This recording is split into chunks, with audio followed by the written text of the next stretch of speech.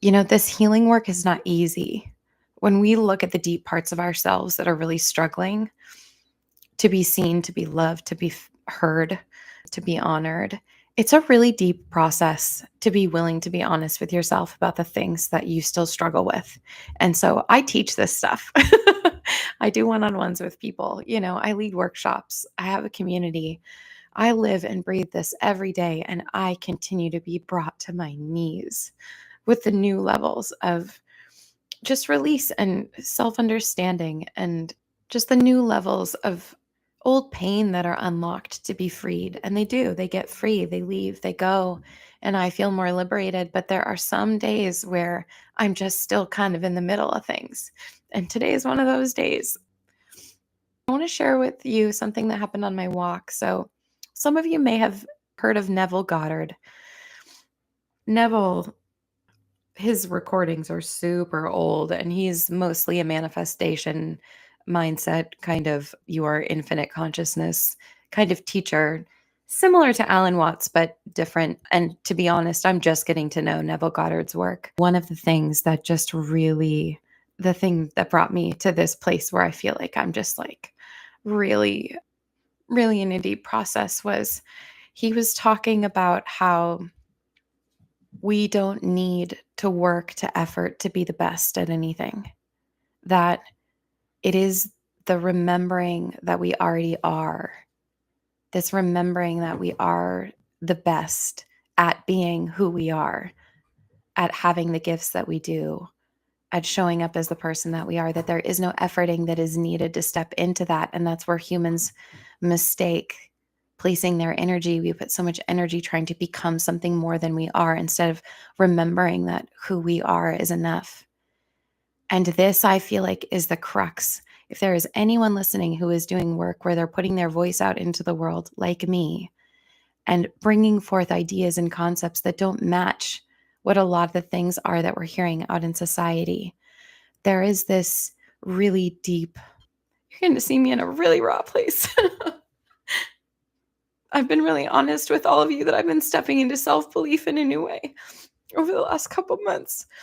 And this really sitting with my human and going, Claire, the way that you bring things is perfect for you. You don't have to question it. You don't have to analyze it after. You don't need to wonder how it's going to be received. You just need to show up with love in your heart, connected to the human that you are. And the people who need to hear you will hear you. It is really easy to say that, and it is another thing to let the truth of that sink into your bones and feel the healing power of the permission to be yourself. Not even a little bit, at your core, at your bones, 100%, every single part of you, all the friction, all the parts of you that feel small, to allow all of that to be perfect exactly as it is without needing to be changed. That is such a fundamentally opposed sort of viewpoint to what most of us have, especially in the healing world. In the world of healing, so many of us are like, I want to be better. I want to be over this trauma. I want to be all love and light. I want to be strong. We all want to rise and kind of skip over all of the things that have been making us feel small. We all want to be better than we are now. And I didn't realize it until today, and it's still percolating through in this moment, that my entire mission on the planet is to remind people that they don't need to be more than they are, and there's nothing wrong with them. And so in that way, that message from Neville Goddard really reflected back to me what I'm here to do. But this is like another layer that I need to sink into in order to like fully bring that to the humans, because we know things at different deeper levels as we go, right? And so this is a deepening level for me where I'm getting to see the pieces of me that I'm still questioning. I'll share this as someone, again, who's putting their voice out into the world, because maybe this will be helpful to other people who are putting their voices out there in any capacity. I did a workshop last night as a perfect example. When I got off the workshop, I was so proud of myself and feeling just so much love for my human, that I showed up in the way that I did, that I allowed the the images and the inspiration and the intuition that I had during that time to come through and allow me to bring through this beautiful metaphor for everyone around boundaries in this brand new way. I felt like I really held my center and I really provided a beautiful space for people to land in the workshop that I ran. And so I make voice recordings and videos for myself to help me to humanize myself and connect to myself. So I made this video about how proud I was.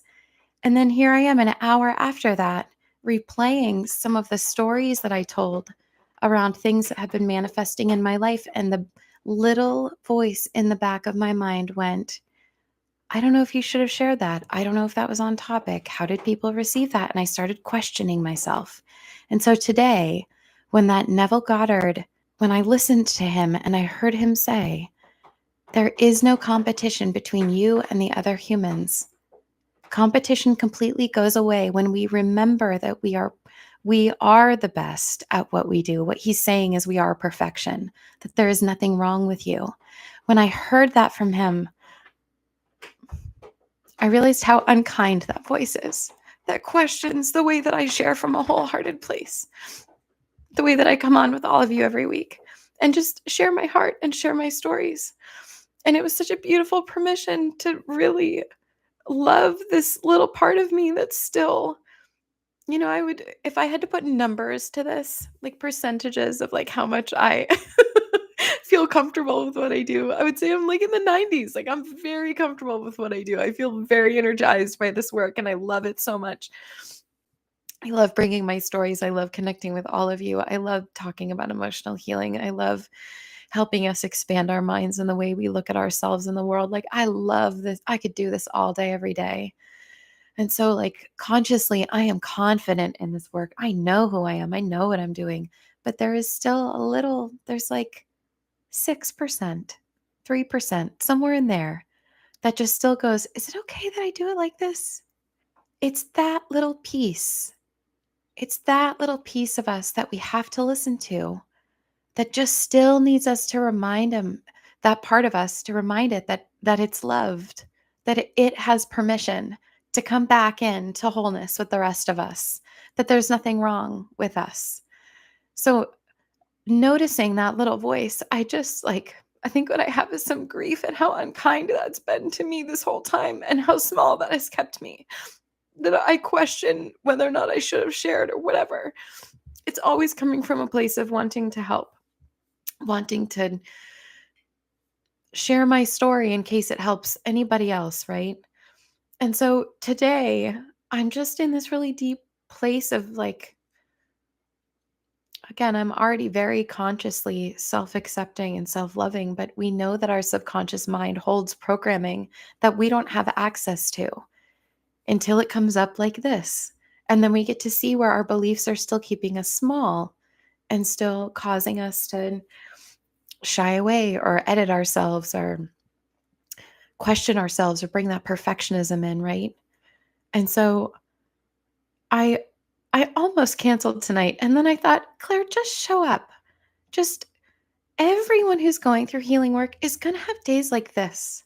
Is going to have days where like you're getting to see parts of yourself that feel excruciating and they're hard and they need your love and they need your presence. And so they need you to not shy away. And so if you see me in this moment and you remember this on the days where this happens to you in your healing, then maybe you will have a little bit more gentleness for yourself. Maybe you will stay with yourself a little bit longer. That's really what all of us need. When your human is having a hard time, not skipping over it, not numbing your human out, not making it wrong, not judging your human, but going, where am I still not loving you fully? Where am I still not celebrating you fully? Where am I not remembering that you're perfect as you are? Where am I not remembering that your pain and your resistance and all of the friction and dysfunction that you create in your life, where am I forgetting that all of that is going to melt when I love you? When I love you, you're going to show up as a different person. You're going to be kinder. You're going to have more room for other people. You're going to have more fun. You're going to be more creative when I love you. But we think, no, I need to be hard on myself because I shouldn't have done that. When we do that, all we do is we kick the can down the road and we prevent ourselves from healing further in that moment. So our job is to be really present on the days where our human is really hurting, where our human is seeing where they're still playing small, where they're still not fully believing in themselves. And this happens in stages. I can't tell you how many times clients in one-on-one sessions, when we're talking about bringing in just more love for parts of us that feel small, showing up in front of other groups. So many people do this in their jobs, like you might be presenting in front of a meeting. You might have a Zoom call where you have to talk. You might be managing a team of people. You might be presenting new ideas as well. Maybe you are a content creator. Like, so many of us use our voices in our work, and or just even in our families, showing up and letting your voice be heard in your family when you feel like your voice has been really small. That's a hard thing to do, right? So just showing up and really loving the parts of ourselves that have been feeling small, bringing our voices out to the world, it takes immense courage to do that. And it takes immense awareness of ourselves. So when we're talking about this in one-on-one sessions and I'm bringing it in for people and I'm like, all right, so there's this little part of you that is still feeling like it's not okay, or that it's not enough, or it's bringing up fear from previous relationships or whatever. When I bring this in, so many times clients will go, but I am confident. No, that's not what it is, because I am confident. And I always have to be like, no, hear me. 95% of you, like your conscious mind is confident, but there is part of your subconscious mind, and sometimes it is a tiny percentage.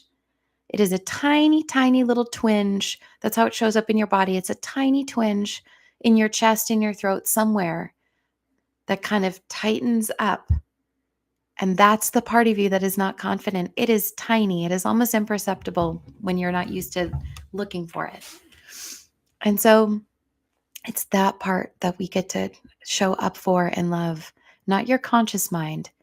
If you are consciously confident, that's great. You've done a huge amount of the groundwork to help you do the healing, to then step the rest of the way. You can see me here today. Part of this, you could put in the camp of confidence. Again, I am a very consciously confident person. But today, with all of this new learning and these new awarenesses coming in, I'm getting to see that there is a part of my subconscious mind. There's a part of my little human who still needs some more love. Does it mean that I'm not a confident person? No. Does it mean that I'm not competent? No. Does it mean that I shouldn't be doing what I'm doing? No. It doesn't say anything about me that there's a part of me that still needs more love from me. It's just, that's the reality for all of us. Healing is this gradual sinking deeper and deeper and deeper with ourselves.